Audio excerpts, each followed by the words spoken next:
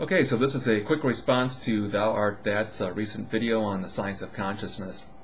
First of all, I think there's a number of things that we agree on. I do agree with your anti-materialist leanings. I agree that we're probably not alone in this gigantic universe and that we'll find that life is very natural. I also share your fascination about consciousness and life, and I'm always happy to encounter like-minded people. However, where we seem to differ is with regard to the anthropic principle.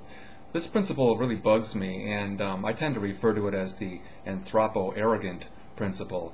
And I think that as a species, we need to spiritually evolve beyond this. So let me explain. First, let me say that I used to be a fundamentalist Christian, but only after having deeply explored Buddhism and Hinduism, a tad of Confucianism, and Roman Catholicism.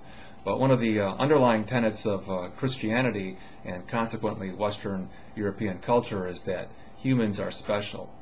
Of course, this harkens straight back to the book of Genesis, which I'm sure you're well aware of, where it's written that unlike all other creatures on this planet, we were made in the image and likeness of God. Thank you. It's an idea that's fraught with implicit baggage, and even if you're explicitly not a deist, in the Christian sense, it still influences many people's ideas about teleology and purpose. That is, many people assume that it's a given that we must have a purpose. We humans are just so damn special and fascinating that this universe couldn't have been placed here as an accident. That's just incomprehensible and barbaric.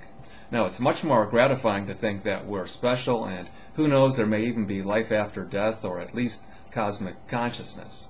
And this anthropic principle can also strongly influence one's perspective on the science of consciousness. That is, if you believe the universe has a purpose and that humans and intelligence are not just accidents, you're going to look for ways that support that philosophic bias. If, on the other hand, you take a more naturalistic, ateleological perspective, one that I believe is borne out by the evidence, then humans are a type of accident, and consciousness then must have a very natural, organic basis. And quite frankly, I believe it does. I sing the soul electromagnetic. I believe the basis for qualia, and consequently the basis for consciousness, is electromagnetic. I talk about this in my most recent video, Consciousness and Quantum Voodoo, but in essence I claim that this idea actually leads to a rather profound cosmic conclusion. Not as cosmic perhaps as your contention that the universe is conscious and intelligent, but that the very stuff of consciousness is the self-same stuff of interstellar winds, solar flares, the aurora borealis, and lightning. In other words, the stuff flitting, fluttering, and skating about our neural columns is the self-same stuff as consciousness. We are that, and that be us. So I tend to look for a solution to the question of consciousness that is far more grounded and more natural and less anthropo-arrogant. And perhaps more exciting from the perspective of teleology is this idea. Earlier I said that we need to spiritually mature and evolve. I believe our fear of death and our fear of purposelessness is preventing us from leaving our current cradle of spirituality in which we find ourselves as a species. However, just as we've evolved physically and intellectually, we now need to evolve spiritually as well.